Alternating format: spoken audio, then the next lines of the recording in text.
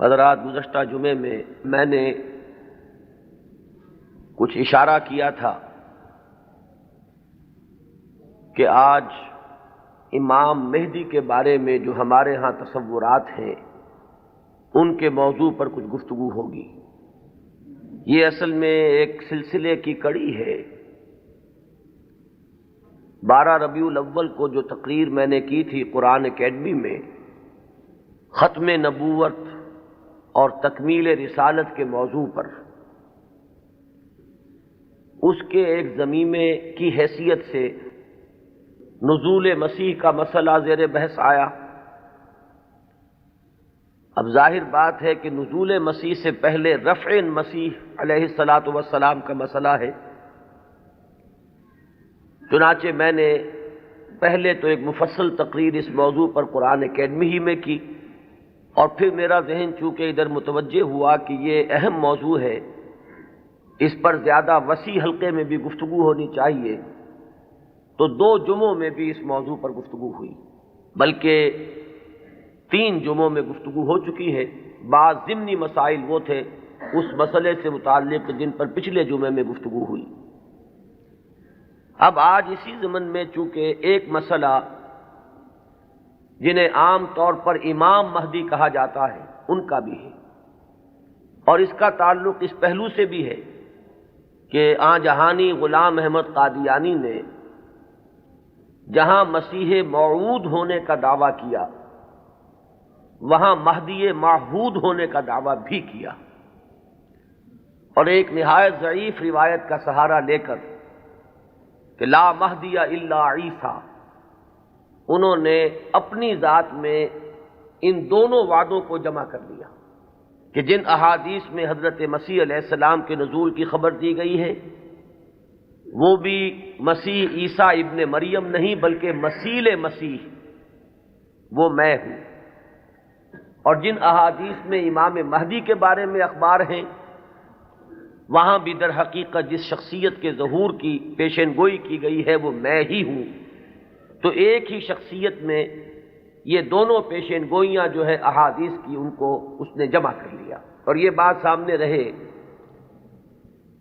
کہ اس شخص سے اپنے آپ کو منسوب کرنے والے جو 2 گروہ ہمارے ہاں ہیں، ایک وہ کہ جنہیں ہم اصل قادیانی یا اب ربوائی کہتے ہیں، اور دوسرے وہ کہ جو لاہوری کہلاتے ہیں، یہ دونوں ان دونوں دعووں کے بارے میں متفق ہیں۔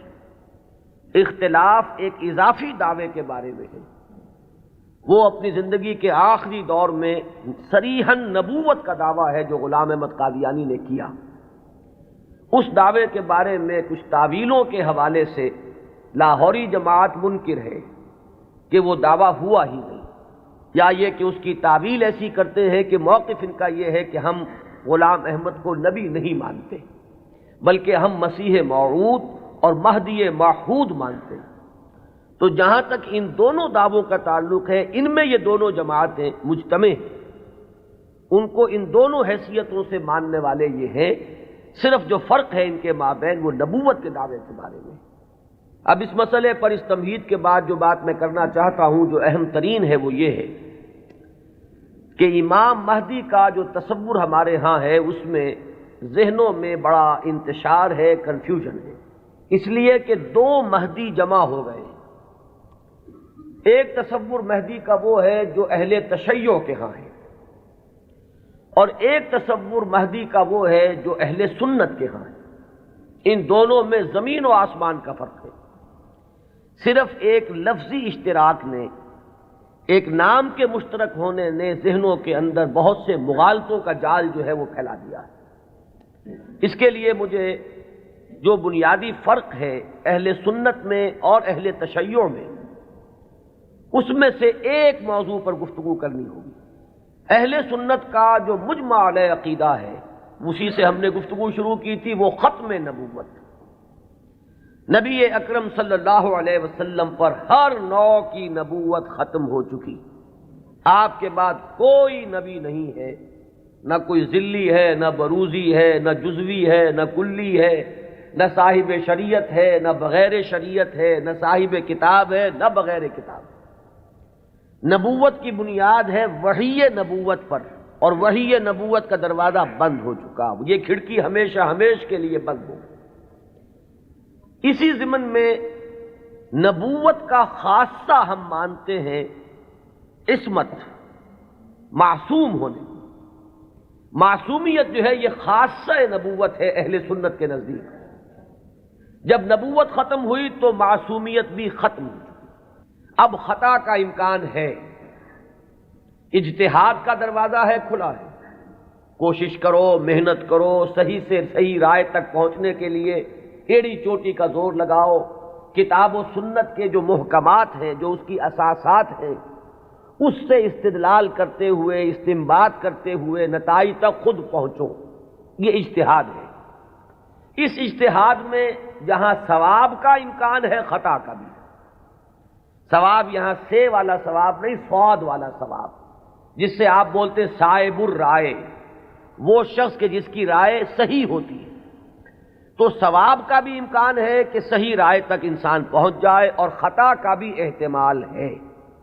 یہ جو خطا کا احتمال ہے، اگر پوری نیک نیتی سے خطا ہوئی ہو، انسان کی اپنی نیت میں کوئی فساد نہ ہو، اس کے اپنے اندر کوئی اس کے ارادوں میں کجی نہ ہو، تو اگر خلوص اور اخلاص کے ساتھ ایک مجتہد غلطی کرتا ہے، خطا کرتا ہے، ہمارا موقف یہ ہے کہ اسے بھی اجر ملے گا، اکہرا اجر ملے گا، اس لیے کہ اجتہاد کا مادہ وہی جہد ہے۔ اس نے خلوص کے ساتھ محنت کی ہے، جد و جہد کی ہے، مطالعہ کیا ہے، غور و فکر کیا ہے، کتاب و سنت کی نصوص کو کھنگالا ہے، اس نے ایک رائے قائم کی ہے۔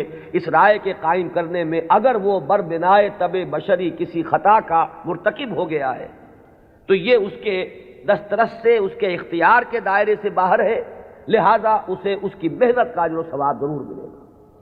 تو مجتہد مخطی کے لیے اکہرا ثواب ہے، اور مجتہد مصیب یعنی جو ثواب تک پہنچ گیا، صحیح رائے تک پہنچ گیا، اس کے لیے دوہرا اجر۔ یہ معاملہ میں نے اس سے پہلے بھی ایک مرتبہ عرض کیا تھا کہ ہمارے ہاں اتنا قطعی ہے کہ ہمارے نزدیک حضرت ابو بکر بھی معصوم نہیں ہے، حالانکہ بالاتفاق وہ سب سے افضل ہے پوری نوع انسانی میں انبیاء کے بعد، افضل البشر بعد الانبیاء بالتحقیق، صرف اس امت میں نہیں، کل نوع انسانی میں۔ جیسے کہ محمد الرسول اللہ صلی اللہ علیہ وسلم تمام انبیاء سے، تمام رسولوں سے افضل ہیں، اسی طرح آپ کی امت کے جو صدیق اکبر ہیں وہ تمام امتوں کے صدیقین سے افضل ہیں، افضل البشر بعد الانبیاء بالتحقیق ابو بکر الصدیق رضی اللہ تعالیٰ عنہ۔ اب آپ سوچئے، ہماری یہ رائے ہے، کسی کی ہو یا نہ ہو اس سے اس وقت سروکار نہیں ہے، ہماری یہ رائے ہے، اور پھر بھی ہم کہتے ہیں کہ ابو بکر بھی خطا سے محفوظ نہیں، معمول نہیں، ان سے بھی خطا کا امکان ہے، وہ معصوم نہیں ہے۔ عصمت جو ہے وہ خاصہ نبوت ہے، وہ محمد کے ساتھ ختم ہو گئی صلی اللہ علیہ وسلم۔ ابو بکر سے خطا ہو سکتی ہے، عمر سے ہو سکتی ہے، عثمان سے ہو سکتی ہے، علی سے ہو سکتی ہے، ہر شخص سے ہو سکتی ہے۔ اگر ان چار سے ہو سکتی ہے تو بقیہ پوری نوع انسانی تا قیام قیامت جو آنے والی ہے ان میں کوئی ان سے افضل نہیں ہو سکتا، بات ختم۔ لیکن اہل تشیع کا عقیدہ یہ ہے کہ نبوت کا دروازہ تو بند ہوا ہے، لیکن اس کے بعد امامت معصومہ کا ایک سلسلہ چل رہا ہے، اور یہ امامت معصومہ اہل بیت میں ہے۔ نبی اکرم صلی اللہ علیہ وسلم کی جو اولاد حضرت فاطمہ رضی اللہ تعالی عنہا سے چلی ہے، یہ اس میں امامت معصومہ کا ایک سلسلہ ہے کہ جو چل رہا ہے۔ تو آپ اچھی طرح جان لیجئے کہ ہمارے نقطۂ نگاہ سے تو وہ بھی ایک جزوی نبوت ہو گئی، جہاں خاصہ عصمت آ گیا، نبوت کا ایک جز آ گیا، تو ہمارے اور ان کے درمیان جو سب سے اہم اختلاف ہے یہ کہ صحابہ میں افضل کون ہے، یہ معاملہ تو کچھ لوگوں کے اپنے ذوق کا بھی ہو سکتا ہے، مزاج اور استاد کا بھی ہو سکتا ہے۔ ظاہر بات ہے کہ پسند ناپسند پر تو انسان کو اختیار بھی نہیں ہو سکتا۔ میں نے کئی مرتبہ عرض کیا کہ ایک ہی پودا ہے گلاب کا، اس پر پھول کھلے ہوئے ہیں، آپ کو کوئی ایک پھول زیادہ پسند آیا، آپ نے اس کو لے لیا، اور آپ بتا بھی نہیں سکیں گے کہ اس میں آخر سبب کیا ہے، آپ نے دوسرے پھولوں کو چھوڑ کر اسے کیوں منتخب کیا۔ تو یہ معاملہ اتنا بنیادی نہیں ہے، اگرچہ ہمارے نزدیک صحابہ کرام میں افضلیت کا ایک پیٹرن ہے اور وہ معین ہے کہ پوری امت میں افضل ترین 4 خلفاء ہیں، اور ان میں ترتیب فضیلت جو ہے وہ ترتیب خلافت کے مطابق ہے۔ ابو بکر ہیں، عمر ہیں، عثمان ہیں، پھر علی۔ ان کے بعد وہ 6 ہیں عشرہ مبشرہ میں سے، ان کے بعد اصحاب بدر ہیں، ان کے بعد اصحاب شجرہ ہیں، ان کے بعد تمام صحابہ ہیں، اور ان کے بعد پھر اب سلسلہ جو ہے وہ چلتا جائے گا۔ آگے بات میرٹ پر ہوگی، شخصی میرٹ پر، لیکن یہاں جو ہے معاملہ شخصی میرٹ کا نہیں ہے، یہاں تو معاملہ جو ہے معین ہے کہ یہ سیڑھیاں ہیں۔ تو یہ ہے ہمارا ایک موقف، لیکن میں پھر بھی عرض کروں گا کہ اس کو میں کوئی اہم عقیدے کی بات نہیں کہتا، یہ ایک ذوق کا معاملہ بھی ہو سکتا ہے۔ یہاں تک کہ امام الہند حضرت شاہ ولی اللہ دہلوی رحمۃ اللہ علیہ نے ایک بڑی عجیب بات لکھی، وہ یہ لکھتے ہیں کہ اگر میری طبیعت کو اس کے آزاد رجحان پر چھوڑ دیا جائے تو وہ فضیلت علی کی طرف زیادہ مائل ہے۔ کتنی سچی بات کہی ہے کہ میرے ذاتی رجحان کو، میری طبیعت کو، ایک ہے میرا ذوق، اگر اسے آزاد چھوڑ دیا جائے تو وہ کچھ فضیلت علی کی طرف زیادہ اس کا رجحان ہے، وہ زیادہ قائل ہے، لیکن مجھے حکم ہوا ہے کہ میں فضیلت کا اقرار کروں ابو بکر اور عمر اور عثمان کی۔ اب یہ ہے مقام، یہ جامعیت ہے، یہ توازن ہے۔ لہذا میں عرض کروں گا کہ اس مسئلے کو میں پھر بھی ثانوی کہوں گا، دوسرے درجے میں، لیکن یہ جو بنیادی بات ہے یہ بہت بڑا اختلاف ہے، اور ہمارے اعتبار سے تو در حقیقت یہ ایک جزوی نبوت ہے کہ جس کے قائل ہیں ہمارے یہ بھائی جو اپنے آپ کو اہل تشیع کہتے ہیں۔ بہرحال ان کا بھی آگے سلسلہ، یہ عام معلومات کے لیے بھی بات ہے کہ ذہنوں میں رہنی چاہیے، ہمیں اکثر و بیشتر بڑی بنیادی باتیں بھی اپنی تاریخ کی معلوم نہیں۔ ہم چونکہ سنی ہیں، سنیوں کے اختلافات تو ہم خوب جانتے ہیں، لیکن یہ کہ اہل تشیع میں اختلاف آگے کیا ہوئے ہیں اکثر و بیشتر ہمارے علم میں نہیں ہے۔ ان کا جو یہ معصوم امامت کا سلسلہ ہے، حضرت علی، حضرت حسن، حضرت حسین، حضرت حسین کے صاحبزادے حضرت علی بن حسین جنہیں امام زین العابدین کے نام سے پکارا جاتا ہے، پھر ان کے بیٹے ہیں محمد باقر، ان کے بیٹے ہیں جعفر، جن سے فقہ جعفری چل رہی ہے۔ یہ 6 امام تو ان کے ہاں متفق علیہ، ان میں تو یہ جو شاخ چلی ان میں کوئی اختلاف نہیں ہے کہ یہ سب کے نزدیک ان میں متفق علیہ ہے ان کی امامت، اور یہ سب امام معصوم شمار ہوتے ہیں۔ لیکن 7ویں امام پر آ کر ان کے ہاں ایک تقسیم ہو گئی۔ بڑے بیٹے اسماعیل تھے تو ان سے ان کے ماننے والے اسماعیلی کہلائے۔ اختلاف ہوا کہ اب امامت جو ہے حضرت جعفر صادق کی اولاد میں سے کس کی طرف منتقل ہوئی، اختلاف ہو گیا۔ بڑے بیٹے کے ماننے والے یہ کہلائے اسماعیلی، اور چھوٹے بیٹے سے جو چلا وہ پھر مسئلہ وہی چل رہا ہے۔ ان کے پھر مزید 6 امام ہیں، جن میں سے 11ویں امام جو ہے ان کے بارے میں ایک تو تاریخ کی روایت یہ ہے کہ وہ لا ولد فوت ہو گئے، اور ایک روایت جو اہل تشیع کے ہاں ہے وہ یہ ہے کہ ایک بچہ ان کے ہاں ہوا تھا جس کو انہوں نے اخفاء سے کہیں بھیج دیا باہر، اندیشہ یہ تھا کہ حکومت وقت اس کو قتل نہ کرا دے۔ وہ ہیں ان کے تصور میں امام مہدی، وہ جن کو بچا لیا گیا تھا وہ کہیں کسی غار میں روپوش ہیں، اور وہیں ہیں، آخری زمانے کے قریب ان کا ظہور ہوگا، وہ زندہ ہیں، غار میں موجود ہیں، ان کا ظہور ہوگا، وہ امام المہدی ہیں۔ اور ان کے آنے کے بعد پھر یہ مسلک بھی ظاہر بات ہے کہ اسلام ان کے نزدیک تو وہی ہے جسے وہ اسلام کہہ رہے ہیں، یعنی شیعیت جسے ہم کہتے ہیں، اس مسلک کی بھی فتح ہوگی، اور یہی اسلام جو ہے پھر پوری دنیا کے اوپر چھا جائے گا۔ انہیں قائم آل محمد بھی ان کے ہاں کہا جاتا ہے۔ تو یہ ہے تصور امامت کا اور امام مہدی کا شیعہ حضرات کے۔ کیونکہ درمیان میں نے بات آپ کو ایک بتائی تھی کہ 7ویں امام پر آ کر اختلاف ہوا ہے، تو جو بڑے بیٹے اسماعیل سے جو سلسلہ چلا وہ بھی کچھ عرصے کے بعد 2 حصوں میں تقسیم ہو گیا۔ ان میں سے ایک حصہ ابھی چل رہا ہے کہ وہ امامت نسلاً بعد نسل چلی آ رہی ہے، وہ تو ہمارے ہاں کے یہ اسماعیلی ہیں۔ یہ اسماعیلی اس وقت جو ان کے امام ہیں آغا خان تھے، آغا خان کے پوتے اب ان کے امام ہیں، اب کریم آغا خان، یہ ان کے نزدیک امام معصوم ہیں، ان سے کسی خطا کا امکان ہی نہیں۔ سر سلطان محمد خان جو آغا خان تھے، ان کے تو یہ الفاظ بھی منقول ہوئے ہیں کہ جب میں شراب پیتا ہوں تو شراب جب میرے ہونٹوں کو مس کرتی ہے تو پاک ہو جاتی ہے۔ یعنی یہ امام معصوم تو وہ شے ہے کہ جس سے کوئی ناپاک چیز چھوئے گی تو پاک ہو جائے گی۔ جیسے وہ تصور ہے کہ ایک چیز، ایک پتھر کوئی ایسا بھی ہے کہ جس کو وہ چھو لے وہ سونا بن جاتا ہے، تو اسی طریقے سے یہ امامت معصومہ کیا ہے اس کا آپ تصور کیجئے۔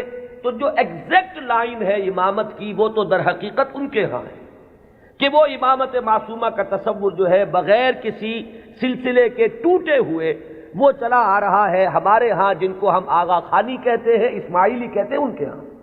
ان کے ہاں دوسری شاخ وہ ہی تھی کہ اس میں بھی آگے چل کر امام غائب ہو گیا، وہ دوسرا امام ہے غائب۔ تو ایک امام غائب تو وہ ہیں جنہیں امام المہدی کہا جاتا ہے، وہ ہمارے ہاں کے جو عام شیعہ حضرات ہیں جنہیں اثنا عشری شیعہ کہتے ہیں، یعنی 12 اماموں کے ماننے والے۔ ایک وہ جو شاخ اوپر والی ہے اس کو شش امامیہ کہتے ہیں، یعنی 6 اماموں تک تو متحد آئے، اس کے بعد 6 کے بعد 7ویں امام پر ایک شاخ نکل گئی، تو وہ شش امامیہ کہلاتے ہیں ان کے نزدیک، اور خود کو یہ کہتے ہیں اثنا عشری۔ لہذا کسی بھی شیعہ دوست سے اگر بات ہو، آپ شیعہ کہیں گے تو وہ کچھ برا مانے گا، چپ رہے، آپ سے احتجاج نہ کرے تو بات اور ہوگی، لیکن یہ کہ اگر آپ ان سے مہذب انداز میں سوال کرنا چاہیں تو آپ کا سوال یہ ہونا چاہیے کہ کیا آپ اثنا عشری ہیں؟ یہ لفظ وہ ہے جو خود اپنے لیے اختیار کرتے ہیں۔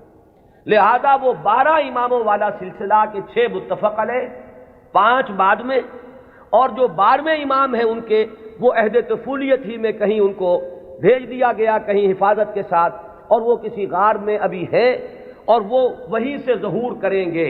لہذا یہ جو اصل شیعیت ہے ان کا امام غائب ہے اور یہ اس کے انتظار میں ہے کہ وہ آئیں۔ ایک حالت منتظرہ جو ہے اس شیعیت پر یہ چلی آ رہی ہے۔ اس میں یہ بھی بتا دوں، یہ بھی دلچسپی کی بات ہے کہ حال ہی میں ایک بہت بڑا انقلابی قدم اٹھایا ہے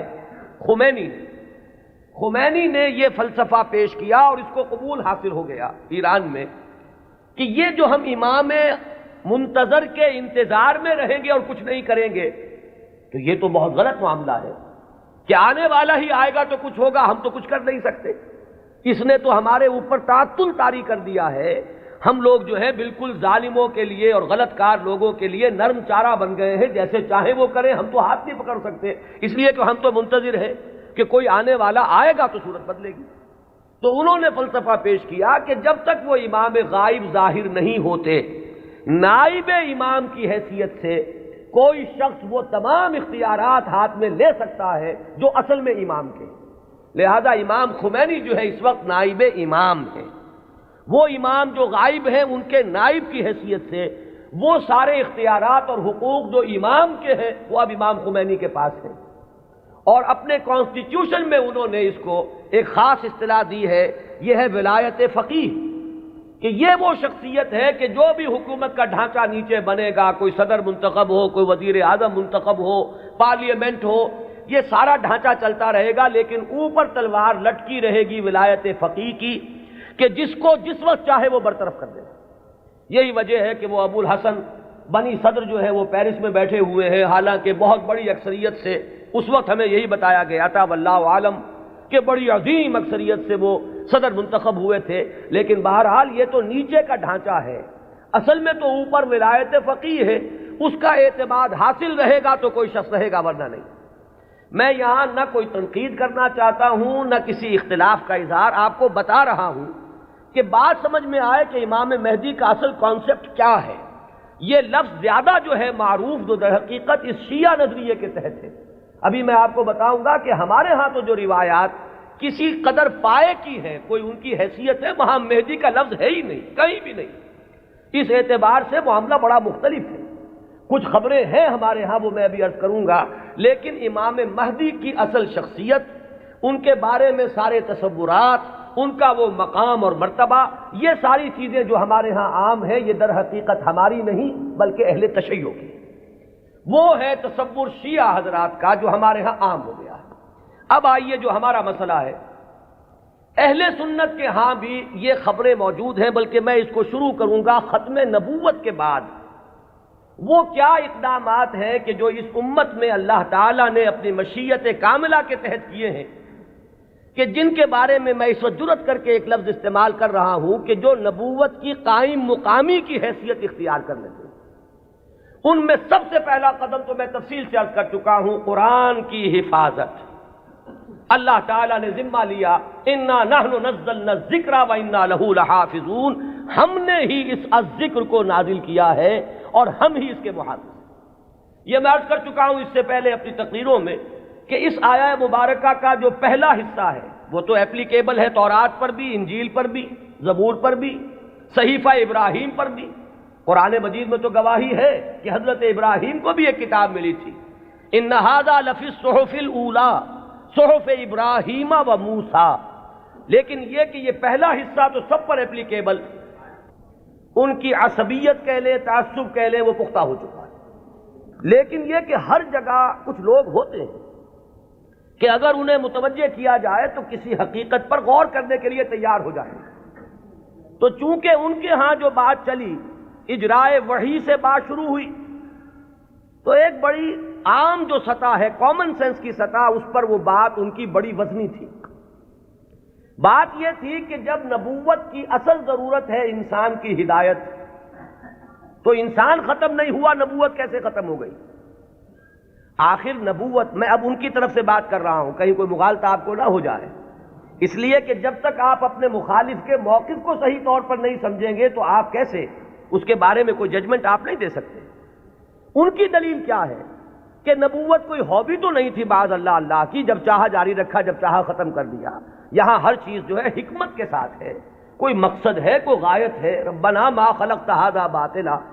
تو نبوت کی اصل غرض و غایت نوع انسانی کی ہدایت یا اتمام حجت۔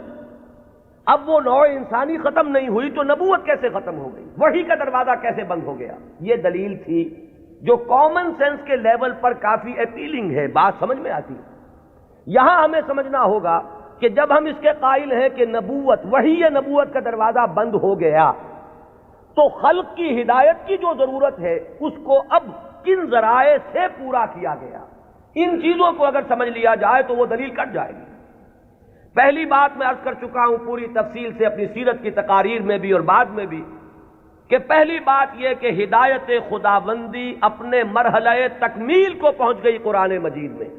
اس حقیقت کا جتنا ادراک ہوگا اور شعور کی سطح پر جتنی ریئلائزیشن ہوگی اس کی، اتنا ہی یوں سمجھیے کہ اس فتنے کا دروازہ بند ہوتا چلا جائے گا کہ وہ ہدایت جو وحی کے ذریعے سے دینی مقصود تھی، وہ اپنے کلائمیکس کو، نقطہ عروج کو، اپنے نقطہ کمال کو پہنچ چکی قرآن مجید میں۔ اور دوسری بات یہ کہ اس ہدایت خداوندی کا وہ جو اب مخزن ہے، علامہ اقبال کے الفاظ میں نوع انسان را پیام آخرین حامل او رحمت للعالمین، اس کی حفاظت کا ذمہ اللہ نے لیا۔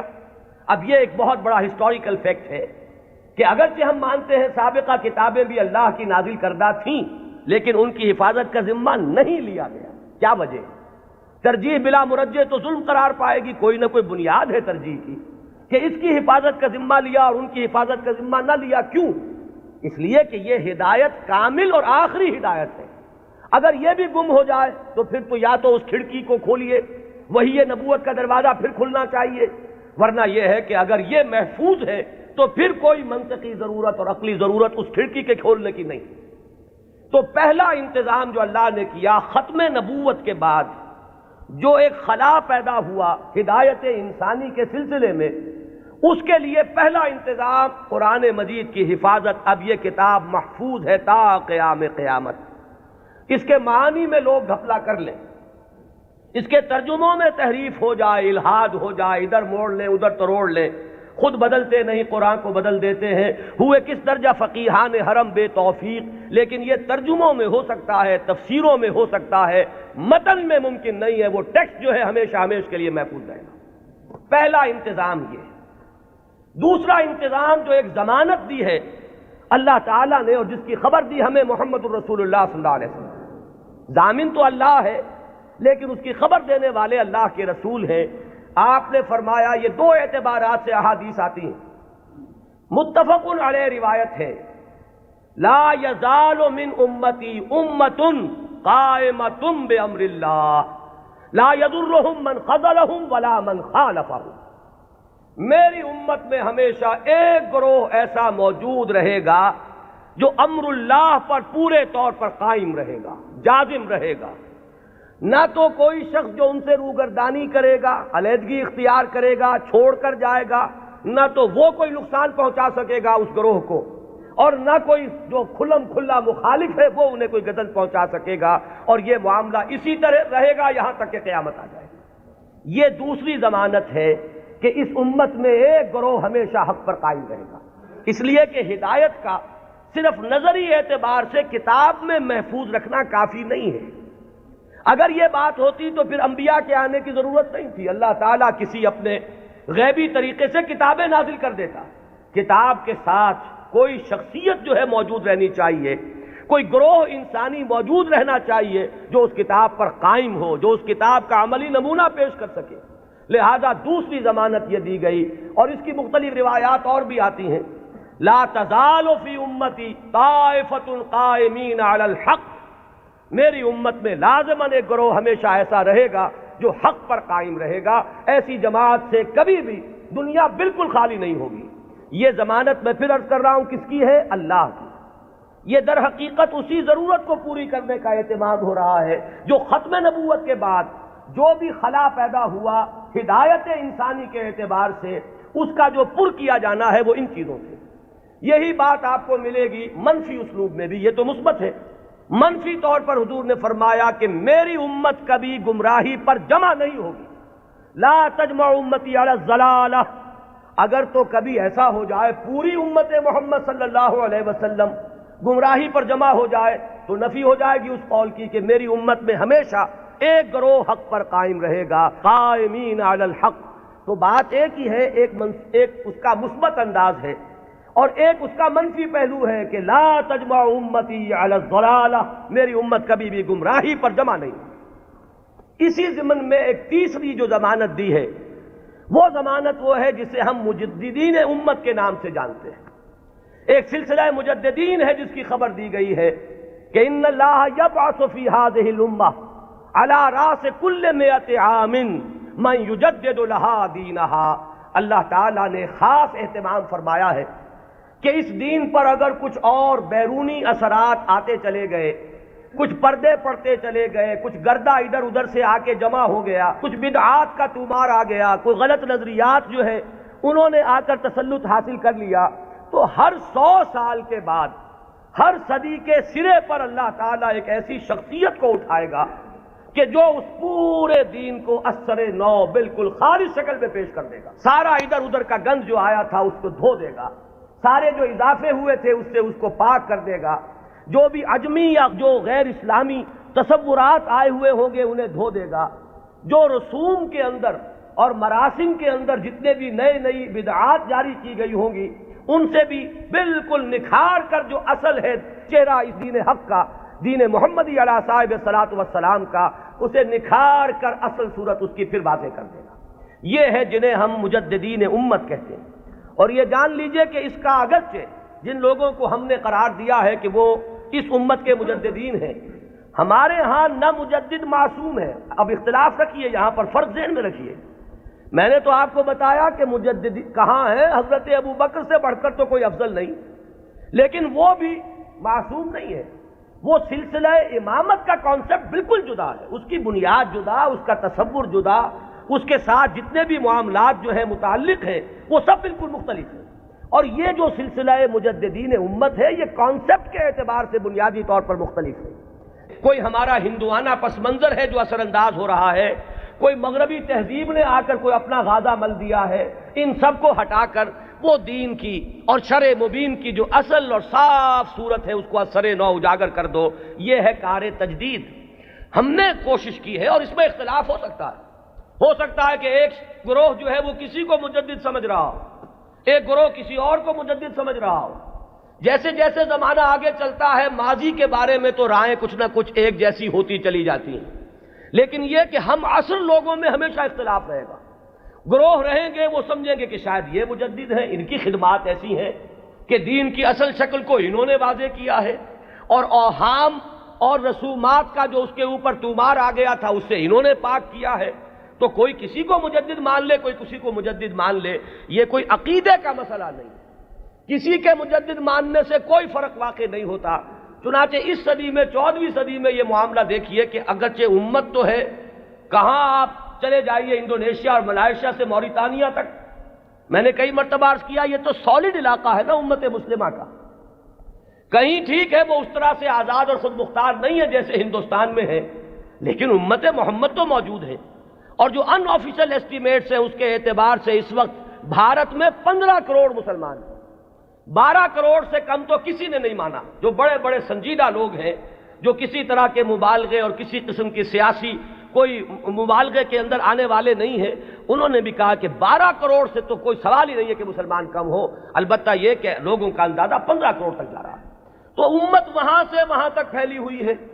اب ان میں کتنے مجددین پیدا ہوئے ہوں گے، کتنے خادمین دین پیدا ہوئے ہوں گے، کتنے لوگوں نے محنتیں کی ہوں گی۔ ایک ہی وقت میں وہاں حسن بننا ہے مصر میں، یہاں مولانا مودودی بھی ہیں، یہاں مولانا الیاس صاحب بھی ہیں، یہاں مولانا اشرف علی تھانوی بھی ہیں، یہاں مولانا رشید احمد گنگوہی بھی ہیں، اور بھی بہت سے لوگ ہیں جن کے بارے میں کسی کو کسی کے بارے میں، کسی کو کسی کے بارے میں خیال ہو سکتا ہے۔ یہ تو در حقیقت فیصلہ ہوا کرتا ہے 2-3 صدیوں کے بعد، پھر جا کر زیادہ انسان آبجیکٹیولی اندازہ کر سکتا ہے کہ کس کی کیا کنٹریبیوشن ہے۔ وہ وقتی قسم کے جو تصورات ہوتے ہیں، کچھ عصبیتیں ہوتی ہیں، کچھ تعصبات ہوتے ہیں، کچھ گروہی قسم کے اثرات ذہنوں پر ہوتے ہیں، تو وقتی طور پر تو فیصلہ کرنا بہت مشکل ہوتا ہے، یہ بعد میں آتا ہے۔ یہی وجہ ہے کہ ابتدائی مجددین کے بارے میں تو ہمارے ہاں تقریباً کنسنسس ہے، اب اتفاق رائے ہے کہ فلاں مجدد فلاں مجدد فلاں مجدد فلاں مجدد، آگے چل کر تو اختلاف ہو جائے گا۔ ہمارے ہاں جو بریلوی بھائی ہمارے ہیں وہ مولانا احمد رضا خان بریلوی کو اس دور کا مجدد کہتے ہیں۔ دیوبندی حضرات میں بھی میں نے 2 گروہ پائے ہیں، ایک وہ جو مولانا رشید احمد گنگوہی کو اس صدی کا مجدد سمجھتے ہیں، اور ایک جو مولانا اشرف علی تھانوی کو اس صدی کا مجدد سمجھتے ہیں۔ اور مولانا اشرف علی تھانوی صاحب کے معتقدین کا عالم تو یہ ہے کہ مولانا عبد الباری ندوی جیسا شخص، بڑی اونچی علمی شخصیت ہے ہندوستان کی، انہوں نے جو کتاب لکھی ہے ان کی سوانح پر، اس کا نام ہے جامع المجددین، صرف مجدد نہیں، تمام مجددین کے اوصاف ان میں جمع ہو گئے۔ بہرحال یہ محبت اور عقیدت، کسی سے تعلق خاطر، یہ اس کے اثرات ہیں کہ جو فوری طور پر ہوتے ہیں۔ اسی طریقے سے چاہے مودودی صاحب نے ہرگز اس کا دعویٰ نہیں کیا، میں خود گواہ ہوں اس کا، میں ان کے ساتھ رہا ہوں، لیکن ہو سکتا ہے اور میں سمجھتا ہوں کہ بہت سے ان کے ماننے والوں کے ذہن میں ہے یہ بات کہ اس صدی کے اصل مجدد وہ تھے۔ یا مولانا الیاس صاحب رحمۃ اللہ علیہ کے بارے میں تو میں یہ ان کے عقیدت مندوں میں اس سے بہت آگے بات سمجھتا ہوں۔ وہ تو چونکہ کچھ روحانیت کا میدان بھی ہے تبلیغی جماعت میں، تو وہاں جو غلو ہے عقیدت کا وہ تو اس سے کہیں بڑھ کر ہے۔ تو یہ ساری چیزیں میں صرف اس لیے عرض کر رہا ہوں کہ اس میں کسی گھبرانے کی بات نہیں ہے، اس لیے کہ مجددیت جو ہے ہمارے ہاں کوئی ایسا منصب نہیں ہے کہ جس کو ماننے یا نہ ماننے سے کوئی ہمارے ایمان و اسلام میں فرق آتا ہو۔ اگر غلام احمد قادیانی کو صرف مجدد مانا گیا ہوتا کبھی تکفیر نہ ہوتی۔ اب ہمارے یہ لاہوری بھائی جو ہیں جب اپنے مدافعت پہ آتے ہیں تو وہ کہتے ہیں کہ ہم تو صرف مجدد مانتے ہیں۔ ایک زمانے میں اسی وجہ سے اس بات کا قائل رہا کہ قادیانیوں کی تکفیر تو درست ہے، لیکن ان کے بارے میں ہمیں توقف کرنا چاہیے، اس لیے کہ یہ تو نبی نہیں مان رہے، لیکن ثابت یہ ہوا ہے کہ اس شخص نے نبوت کا دعویٰ کیا۔ اب کوئی شخص انکار کرے تو بات اور ہے، اور کم سے کم یہ کہ مسیح موعود مانتے ہیں اور وہ مہدی موعود مانتے ہیں، ان دونوں چیزوں کو انہوں نے جمع کر دیا، اور دعویٰ جو ہے اس کا ثابت ہے کہ اس نے نبوت کا دعویٰ کیا، لہذا ان کے انکار سے انہیں کوئی ریلیف نہیں مل سکتا۔ بہرحال جو بات میں عرض کر رہا تھا وہ یہ کہ ہمارا جو یہ تصور مجدد ہے اس کو ذہن میں رکھیے۔ تو اب اس سے آگے بحث کو بڑھائیے، جیسے سلسلہ نبوت و رسالت اپنے ارتقائی مراحل طے کر کے مقام عروج پر، کلائمیکس پر، درجہ کمال پر پہنچا محمد الرسول اللہ صلی اللہ علیہ وسلم کی ذات مقدسہ میں، اسی طرح بالکل منطقی طور پر سمجھیے کہ اب یہ مجددین امت کا سلسلہ بھی قیامت سے پہلے اپنے ایک تکمیلی مرحلے کو پہنچے گا، اور وہ تکمیلی مرحلہ کیا ہے کہ اس امت کی ایک ایسی تجدید ہوگی، اس دین کی ایک اتنی مکمل تجدید ہوگی وہ دین کے جسے اب پوری دنیا کا دین بننا ہے، جس کی خبر دی ہے محمد الرسول اللہ صلی اللہ علیہ وسلم نے، تو وہ اخبار و احادیث ہمیں ملتی ہیں کہ جن میں حضور نے یہ خبر دی ہے کہ قیامت سے قبل اور قرب قیامت کے زمانے میں میری امت میں ایک شخص ایسا پیدا ہوگا کہ جو اس دین کو دنیا میں غالب کرے گا، جو اس کے لیے پھر اثر نو ایک جد و جہد کرے گا۔ ظاہر بات ہے کہ وہ سلسلہ مجددین ہی کی آخری کڑی، اس لیے کہ قیامت کے سلسلے میں بات ہو رہی ہے، قیامت سے پہلے ایک ایسی عظیم شخصیت جو ہے مسلمانوں میں پیدا ہوگی، وہ سلسلہ مجددین امت کا یوں سمجھیے کہ مقام عروج ہے، وہ اس کا کلائمیکس ہوگا، وہ اس کا تکمیلی درجہ ہوگا۔ اس ضمن میں جو احادیث آتی ہیں ان کو ہم دو بڑے بڑے گروہوں میں تقسیم کر سکتے ہیں۔ پہلی بات تو یہ جانیے کہ کوئی حدیث اس بارے میں سند کے اعتبار سے اتنی قوی نہیں ہے کہ امام بخاری رحمت اللہ علیہ نے جو اپنا معیار بنایا تھا قبول روایت کا، اس پر پوری اتر جائے۔ سب سے کڑا معیار امام بخاری کا ہے۔ یہی وجہ ہے کہ یہ کہا گیا ہے کہ اصح الکتب بعد کتاب اللہ صحیح البخاری۔ حدیثوں کی جان پھٹک، کس روایت کو قبول کریں گے کس کو نہیں کریں گے، ہر محدث نے اپنے کچھ شرائط بنا لی، ایک پیمانہ بنا لیا۔ یوں سمجھیے جیسے یہ بجری جہاں کرشرز لگے ہوتے ہیں اور اس کے بعد وہ کرش سٹون جو ہے وہ کنویئر بیلٹ پر آتا ہے اور مختلف سائز کی چھلنیاں لگی ہوتی ہیں۔ کوئی چھوٹے سائز کی چھلنی ہے، اس میں سے چھوٹے چھوٹے پتھر جو ہے وہ نکل جائیں گے، اس سے آگے چل کر اور چونکہ گریڈنگ کرنی ہے کہ آدھے انچ سے کم چاہیے بجری تو یہ اس چھلنی میں سے نکل گئی، وہ لے جائیے۔ پھر اس کے بعد آپ کو چاہیے آدھے انچ سے لے کر 1 انچ تک تو اگلی چھلنی ہے، وہ اس میں سے نکلیں گے، اس سے آگے اور بڑھتا چلا جائے گا، گریڈنگ ہو جائے گی اس میں۔ تو محدثین نے گریڈنگ قائم کی ہے اپنے معیار میں، اور ٹاپ کا معیار جو ہے سب سے باریک چھلنی جو لگائی ہے وہ ہے در حقیقت امام بخاری رحمت اللہ علیہ کی۔ لہذا اس معیار پر جو حدیث آ گئی تو ہم یہ کہتے ہیں کہ اب سند کے اعتبار سے تو کلام نہیں، وہ جو معاملہ ہے تو اس سطح پر کوئی حدیث بھی نہ مہدی کے نام کے ساتھ نہ بغیر نام کے، ہمارے ہاں صحیح بخاری میں کوئی روایت موجود نہیں ہے اس ضمن میں۔ یہ تو پہلی بات ہے جسے نوٹ کر لیجیے، یعنی سند کے اعتبار سے ٹاپ کے درجے پر تو کوئی حدیث نہیں۔ اس کے بعد نمبر 2 جنہیں ہم صحیحین میں بریکٹ کرتے ہیں، امام بخاری کے ساتھ امام مسلم کی صحیح، یہ بریکٹ ہو کر صحیحین، یہ ذرا ایک دائرہ بن گیا۔ امام مسلم کے شرائط بھی تقریباً وہی ہیں اگرچہ تھوڑے سے کم۔ اس پر ایک روایت آئی صرف، اور اس روایت میں کہیں مہدی کا نام نہیں ہے، صرف اتنی خبر ہے کہ آخری زمانے میں قیامت سے قبل اللہ تعالیٰ ایک ایسی شخصیت کو ظاہر کرے گا، اور خاص طور پر اس کا جو ذکر ہے وہ یہ ہے کہ اس وقت زمانے میں اتنی خوشحالی ہو جائے گی، مسلمانوں کے ہاں اتنی دولت جمع ہوگی کہ وہ لپیں بھر بھر کر لوگوں کو تقسیم کرے گا اور دولت ختم نہیں ہوگی۔ یہ ایک عمومی خوشحالی کا، جیسے خلافت راشدہ کے بارے میں ہم کہتے ہیں کہ لوگ اپنی زکوٰۃ اور صدقات لے کر گھومتے تھے اور کوئی لینے والا نہیں تھا، تو اسی طرح کی برکات کا کوئی ظہور ہونے والا ہے، صرف اس کی خبر دی ہے حضور نے، اور وہ ایک عظیم شخصیت کے ذریعے سے ہوگا۔ اس میں کسی کا ذکر نہیں ہے نام کیا ہوگا، اس کے والد کا نام کیا ہوگا، وہ کس قبیلے سے ہوگا، وہ کس نسل سے ہوگا، کسی کا کوئی ذکر نہیں۔ تو صحیحین کا تو معاملہ یہ ہے کہ صحیح بخاری میں سرے سے کوئی روایت نہیں، موضوع ہی موجود نہیں۔ جبکہ یہاں کنٹراسٹ کے لیے میں آپ کو بتا دوں، میں نے جو تقریریں کی ہیں حضرت عیسیٰ کے نزول کے بارے میں علیہ الصلاۃ والسلام، وہ روایات جو ہیں وہ صحیحین کی ہیں، وہ متفق علیہ ہیں، وہ بخاری میں بھی ہے مسلم میں بھی ہے۔ لہذا زمین و آسمان کا فرق ہے۔ ان دونوں کو ہمارے ذہنوں میں عام طور پر جو بھی تصورات سنی سنائی باتوں سے ہمارے ذہنوں میں بن گئے ہیں، تو تقریباً ان دونوں کو ہم وزن ہم نے کیا ہوا ہے، بہت فرق ہے۔ حضرت مسیح علیہ السلام کے نزول کی خبریں اور اس کی پیشین گوئیاں اور اس کی احادیث بہت قوی ہیں سند کے اعتبار سے۔ اکثر و بیشتر روایات اس میں وہ ہیں کہ جو متفق علیہ ہیں، کہ صحیح بخاری میں بھی ہے، صحیح مسلم میں بھی ہے۔ جبکہ یہ جو تصور ہے، ایک کانسیپٹ جو ہے امام المہدی کا، وہ میں بتا چکا ہوں اصلاً تو یہ ایک شیعی کانسیپٹ ہے۔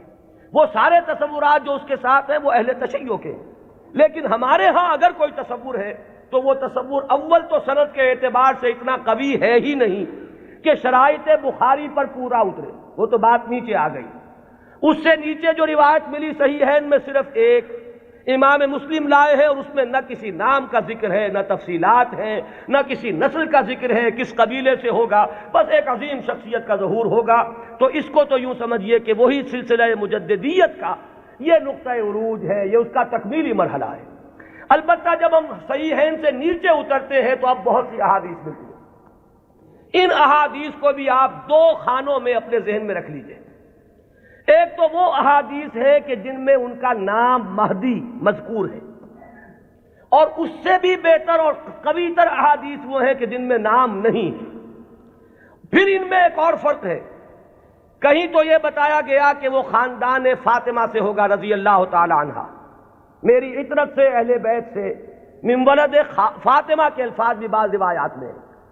بعض روایات وہ ہیں کہ جن میں فرمایا گیا ہے کہ بنو عباس میں سے ہوگا، بعض روایات میں یہ کہ قرشی ہوگا، بعض روایات میں نام ایک اور بھی آیا حارث نام ہوگا، بعض روایات میں نام آیا ہے کہ اس کا نام میرا ہی ہوگا، محمد صلی اللہ علیہ وسلم۔ ہم یہ ان کے اعتبار سے، آنے والے کے نام کے اعتبار سے نہیں کہہ رہے، صلی اللہ علیہ وسلم ہم نے حضور کے نام کی مناسبت سے کہا۔ تو میرا نام ہوگا، اس کے والد کا نام بھی میرے ہی والد کے نام پر ہوگا، یعنی وہ بھی محمد ابن عبداللہ ہوگا۔ اور یہاں میں آپ کو ایک بات بتا دوں کہ یہ جو ابھی 2 سال قبل یا شاید اب تیسرا سال ہے، جو حادثہ ہوا تھا حرمین میں اور مسجد الحرام پر کچھ لوگوں نے قبضہ کیا تھا، مقابلہ ہوا، میں اس کی تفصیل میں نہیں جانا چاہتا کہ اس کے اسباب کیا تھے اور کیا ان لوگوں کا اصل موقف تھا اور وہ کیا کرنا چاہتے تھے، لیکن وہاں بھی ایک شخص نے اپنے مہدی ہونے کا اعلان کیا اور وہ محمد ابن عبداللہ ہی تھا۔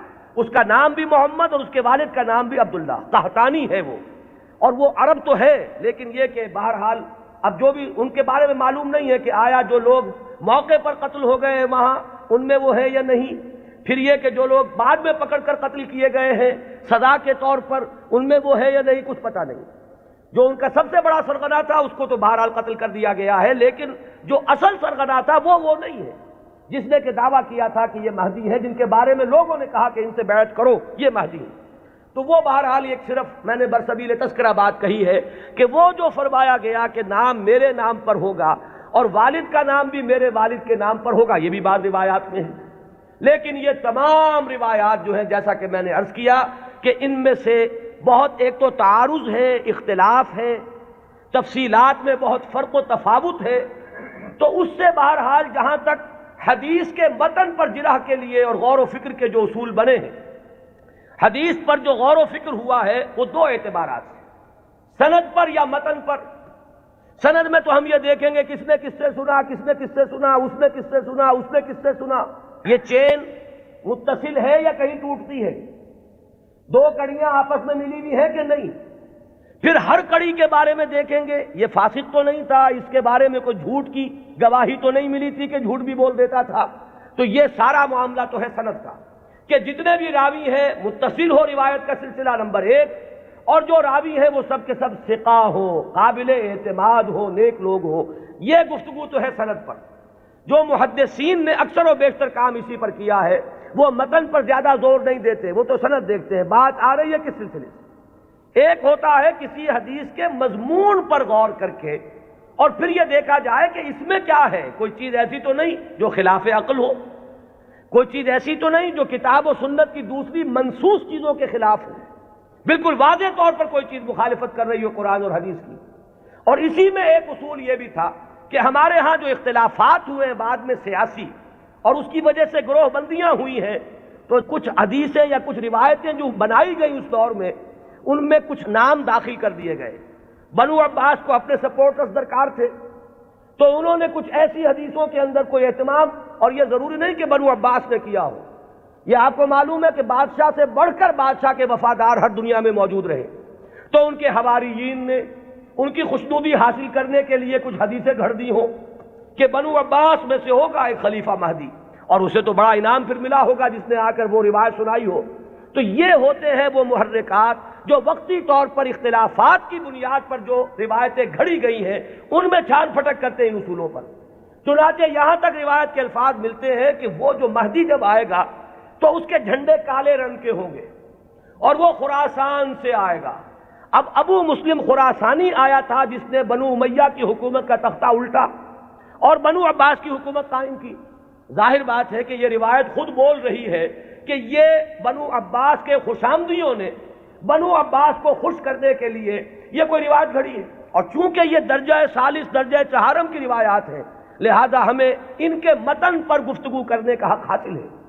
صحیح ہے، ان کی روایات کا معاملہ مختلف ہو جائے گا، سند کے اعتبار سے اتنی پختہ روایات جو ہے تو ہمیں سوچنا پڑے گا، توقف کرنا پڑے گا کہ ہماری عقل ٹھوکر کھا سکتی ہے، آخر ہماری منطق بھی تو ٹیڑھی ہو سکتی ہے، وہاں ہمیں رکنا ہوگا۔ لیکن جہاں معاملہ روایت کے اعتبار سے اتنا پختہ نہیں ہے تو ظاہر بات ہے کہ وہاں متن پر گفتگو ہوگی۔ تو اکثر و بیشتر روایات تو اسی نوعیت کی ہیں کہ کہیں، چونکہ آپ کو معلوم ہوگا یہ ہماری تاریخ کا ایک عجیب واقعہ ہے، بنو امیہ کی حکومت کا تختہ الٹا بنو عباس نے، لیکن بنو عباس نے اس کے لیے جو مسلمانوں کو اپنے گرد جمع کرنے کے لیے نعرہ بلند کیا وہ تو تھا خاندان بنی ہاشم اور بنی فاطمہ، آل رسول، ان کا نعرہ لگایا۔ اور جب انہیں حکومت مل گئی تو سب سے بڑھ کر تشدد جنہوں نے کیا ہے آل فاطمہ پر، وہ یہی بنی عباس تھے۔ سیاست کے یہ کرشمے دیکھنے میں آتے ہیں، میری گناہ گار آنکھوں نے بھی ایک کرشمہ دیکھا ہے، وہ میں آپ کو سنا دوں۔ سعودی عرب کا اختلاف جب ہوا تھا مصر سے، تو اس کا نقشہ میرے نگاہوں کے سامنے سن 62 میں پہلی مرتبہ میں نے حج کیا، اور اسی سن میں یہ رابطہ عالم اسلامی کی تاسیس ہوئی۔ مولانا مودودی بھی گئے تھے اس میں شرکت کے لیے، مولانا داؤد غزنوی بھی گئے تھے، میں تو گیا تھا والدین کے ہمراہ حج کے لیے۔ وہاں مولانا داؤد غزنوی نے یہ کہا کہ تم میرے سیکریٹری بن جاؤ، کیونکہ ہر مندوب جو آیا اس کے ساتھ کوئی سیکریٹری بھی ہے۔ تو مجھے اور کیا چاہیے تھا، اندھا کیا چاہے دو آنکھیں، کہ میں اس پورے اجلاس کو ان کے سیکریٹری کی حیثیت سے اٹینڈ کر سکوں۔ تو میں نے وہ پورا نقشہ دیکھا ہے۔ اس وقت صورت کیا تھی، اللہ تعالیٰ مغفرت فرمائے، شاہ سعود جو بڑے بھائی تھے شاہ فیصل کے بھی اور جو شاہ خالد ہیں ان کے، شاہ سعود اس وقت یوں سمجھئے کہ جو تقریر کی ہے ناصر کے خلاف اور مصر کے خلاف، اس سے زیادہ زہر میں بجھی ہوئی تقریر کوئی نہیں ہو سکتی۔ جملے مجھے ابھی تک یاد ہیں، نحن فداء الاسلام بارواحنا واجسادنا وہم اعداء اللہ واعداء الدین واعداء الرسول۔ ہم تو اسلام کے فدائی ہیں، اپنی ارواح سے بھی، اپنے اجساد سے بھی، ہر چیز اپنی اسلام پر فدا کرنے کو تیار، اور یہ جو ہے اللہ کے دشمن، اللہ کے رسول کے دشمن، اللہ کے دین کے دشمن۔ یہ انداز تھا۔ وہ کہیں تصویر اس زمانے میں چھپ گئی تھی، ظاہر بات ہے کہ مصر تو اس طرح کا آزاد ملک ہے جیسے ہمارا معاشرہ بھی ہے، یہاں سوشلسٹ بھی ہیں، ملحد بھی ہیں، وہاں بھی ہے۔ تو کسی ملحد رسالے میں یہ پولیگیمی پر ایک کارٹون چھپ گیا تھا، ایک مرغہ درمیان میں ہے اور چاروں طرف 9 مرغیاں، اور یہ کارٹون جو ہے وہ منسوب کیا تھا یہ ہے، یعنی اشارہ کیا جا رہا تھا توہین آمیز انداز میں نبی اکرم صلی اللہ علیہ وسلم۔ اس کارٹون کا ذکر انہوں نے کیا، یہ کر رہے ہیں وہ مصر میں، اور ظاہر بات ہے یہ ایسی چیز ہے کہ ہر مسلمان کا خون جو ہے کھول اٹھے گا اس کے تصور سے۔ لیکن یہ کہ پھر آپ سوچئے ہوا کیا، یہ جو اختلاف تھا مصر کا اور سعودی عرب کا، اب اختلاف ہوا 2 بھائیوں کا۔ شاہ فیصل نے جو اس وقت ولی عہد تھے تختہ الٹا، حکومت پر قبضہ کیا، وہی شاہ سعود اب جا کر بیٹھے ناصر کی گود میں، جن کی وہ تقریر تھی، انہیں پناہ ملی ہے تو ناصر کے ہاں ملی ہے۔ کشمکش تو سعودی عرب کی اور مصر کی تھی، شخصیات در حقیقت اس میں آ جایا کرتی ہیں وقتی طور پر۔ تو یہ تماشا میری گناہ گار آنکھوں نے بھی دیکھا، اور یہی تماشا تاریخ میں ہوا تھا کہ بنو عباس نے بنو امیہ کی حکومت کا تختہ الٹا اہل بیت رسول کے نام پر، اور پھر اہل بیت رسول پر جتنا ستم کیا ہے بنو عباس نے، اس کا اس نے اشیر بھی نہیں ہے کہ جو بنو امیہ نے کیا۔ بہرحال یہ جب معاملات ہیں تو کہیں بنی فاطمہ کے لیے وہ احادیث ہے، کہیں بنو عباس کے لیے ہے، تو ان روایتوں کا ہمارے ہاں کوئی اونچا مقام نہیں۔ البتہ وہ جو میں نے بات آپ کے سامنے عرض کی کہ دین کا جو ایک تصور ہمارا ہے بحیثیت مجموعی، ختم نبوت کے بعد ہدایت انسانی کا سلسلہ جو جاری ہے وہ کس شکل میں ہے؟ میں نے آج اسی لیے آیت شروع میں پڑھی تھی، وَلْتَكُمْ مِنْكُمْ أُمَّةٌ يَدْعُونَ إِلَى الْخَيْرِ وَيَأْمُرُونَ بِالْمَعْرُوفِ وَيَنْهَوْنَ عَنِ الْمُنكَرِ وَأُولَٰئِكَ هُمُ الْمُفْلِحُونَ۔ لوگوں اب شخصی نبوت کا دور ختم ہوا، وہ تو آخری اور کامل نبی تھے محمد صلی اللہ علیہ وسلم۔ اب تمہیں اجتماعی سطح پر ایک کام کرنا ہے، وہ کام جو ہوا کرتا تھا رسولوں کے ذریعے سے اب تمہیں کرنا ہے، بحیثیت امت کرنا ہے۔ وَكَذَلِكَ جَعَلْنَاكُمْ أُمَّةً وَسَطًا لِتَكُونُوا شُهَدَاءَ عَلَى النَّاسِ وَيَكُونَ الرَّسُولُ عَلَيْكُمْ شَهِيدًا۔ ہم نے تمہیں امت وسط بنایا ہی اس لیے ہے کہ رسول گواہی دے تم پر اور تم گواہ بن جاؤ پوری نوع انسانی پر۔ یہی ہے فطرت کے مطابق، عقل کے مطابق، منطق کے مطابق کہ وہ جو سلسلہ ختم ہوا رسالت کا، اور نبوت کا در حقیقت اس کی جگہ اب اس امت نے لی ہے. اب یہ کلیکٹیو رسپانسبلٹی ہے پوری امت کی. اور امت بحیثیت مجموعی کنتم خیر امت اخرجت للناس تأمرون بالمعروف وتنہون عن المنکر وتؤمنون باللہ. اور اگر پوری امت سو جائے، پوری امت کو اپنی ذمہ داری کا احساس نہ رہے، پوری امت جو ہے کہیں گم ہو جائے، اپنا قافلہ جو ہے وہ راستہ بھول چکا ہو، تب کیا کریں؟ وَلْتَكُمْ مِنْكُمْ أُمَّةٌ يَدْعُونَ إِلَى الْخَيْرِ. تم میں سے ایک گروہ تو رہنا ہی چاہیے، ایک جماعت تو ایسی ہونی ہی چاہیے. کچھ لوگ تو رہیں کہ دنیا جب دنیا کی طرف دوڑ رہی ہو تو وہ دین کے لیے اپنے آپ کو وقف کر دیں. جب باقی لوگوں کی ایمبیشنز اور حوصلے اور ولولے ہوں دنیا کمانے کے، وہ ہر چیز کو تج کر صرف اللہ کے دین کی خدمت کا بیڑا اٹھا دیں. تو ایک گروہ، ایک جماعت تو رہنی ہی چاہیے. وَلْتَكُمْ مِنْكُمْ أُمَّةٌ يَدْعُونَ إِلَى الْخَيْرِ وَيَأْمُرُونَ بِالْمَعْرُوفِ وَيَنْهَوْنَ عَنِ الْمُنكَرِ وَأُولَٰئِكَ هُمُ الْمُفْلِحُونَ. اور جان لو کہ اصل فلاح کے حقدار وہی ہوں گے، انہی کو فلاح مل کر رہے گی. یہ ہے وہ قرآنی ہدایت جس کا اب میں نے جو بتایا آپ کو احادیث کے ذیل میں. تو پہلی بات تو یہ کہ قرآن کی حفاظت وہ قرآن سے ثابت، احادیث سے ثابت. دوسری بات یہ کہ ایسے ایک گروہ کا رہنا، اس کی ضمانت احادیث نے دے دی. لا تزال فی امتی طائفۃ قائمین علی الحق. میری امت میں ایک گروہ ہمیشہ رہے گا. اور یہ جان لیجئے یہ بھی ایک دلچسپ مسئلہ ہے. جو جماعتیں بنتی ہیں، جو گروہ اٹھتے ہیں اس کام کے لیے، ظاہر بات ہے وہ کسی شخصیت کے سہارے پر اٹھتے ہیں. یہ آپ کو اچھا لگے یا برا لگے. کچھ لوگ زیادہ آئیڈیلسٹ ہوتے ہیں، وہ شخصیت نہیں بلکہ زیادہ جو ہے وہ اجتماعیت میں بلیو کرنے والے ہیں. ان حضرات کی توجہ کے لیے کہہ رہا ہوں کہ کام ہمیشہ جب بھی آپ دیکھیں گے کسی شخص سے شروع ہوا ہے. کوئی شخص جس کا کہ ذکر میں ابھی کر چکا کہ ان اللہ یبعث فی ہذہ الامہ علی راس کل مئۃ عام من یبعث لہا دینہا. کوئی نہ کوئی شخص اٹھتا رہے گا کہ جو دین کو تمام جو باہر سے آئے ہوئے اثرات ہیں ان سے دھو کر اس کی صحیح شکل میں لوگ دنیا کے سامنے لے آئے گا. اب ظاہر بات ہے کہ وہ اکیلا تو نہیں ہوگا، اسی کی دعوت پر کچھ لوگ جمع ہوں گے. وہ پکارے گا من انصاری اللہ، میں یہ کام کا بیڑا اٹھا رہا ہوں، کون ہے جو میری مدد کرے؟ وہ جماعت وجود میں آئے گی. وہ ہے جماعت وَلْتَكُمْ مِنْكُمْ أُمَّةٌ يَدْعُونَ إِلَى الْخَيْرِ یا لَا تَزَالُ فِي أُمَّتِي طَائِفَةٌ قَائِمِينَ عَلَى الْحَقِّ. وہ جماعت ہوگی. اس کے بعد ہوتا کیا ہے حادثہ یہ بھی جان لیجئے، یہ بھی بہت مرتبہ ریپیٹ ہو چکا ہے. وہ جو گروہ، وہ جماعت جب ذرا آگے بات چلتی ہے تو وہ شخصیت جو ہے وہ بت بن جاتا ہے. اس کی محبت جو ہے وہ عقیدت میں بدل جاتی ہے. عقیدت شخصیت پرستی کا روپ دھارتی ہے. پھر اس کے ارد گرد اس کا نام لے کر جو لوگ اٹھتے ہیں وہ اپنی دنیا کو کمانے کا ذریعہ اس شخص کو بناتے ہیں. اس کا نام بیچتے ہیں، اس کی محبت بیچتے ہیں. وہ جو اقبال نے کہا یہی شیخ حرم ہے جو چرا کر بیچ کھاتا ہے، یہی ہے گلی میں بوزرو دلقے اویسو چادر زہرا.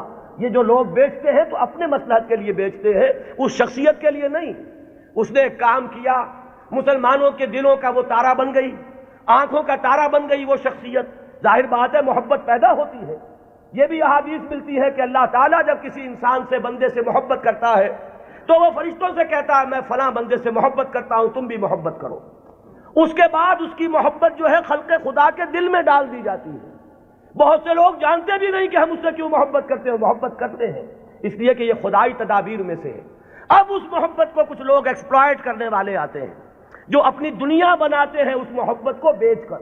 اس کے حوالے سے، اس کے ذریعے سے معلوم ہوا کہ اب وہ جماعت جو ایک دور میں کھڑی ہوئی تھی دین کی تجدید کے لیے، وہ خود ایک فرقہ بن کر اور ایک فتنہ بن کر ایک گمراہی کا ذریعہ بن جائے. پھر اٹھاتا ہے اللہ کسی اور کو، اس لیے کہ سلسلہ تو چلنا ہے. نبوت ختم ہو چکی ہے، دین کی ہدایت کے اس پورے سلسلے کو تو برقرار رکھنا ہے تا قیام قیامت. پھر اللہ کا کوئی بندہ اٹھتا ہے، پھر وہ نعرہ لگاتا ہے، پھر کچھ لوگ جمع ہوتے ہیں، کچھ عرصے تک وہ جماعت رہتے ہیں، پھر وہ جماعت بھی پھر وہ گلتی ہے اور سڑتی ہے، اور اس کے اندر پھر وہی فرقے بندی پیدا ہوتی ہے.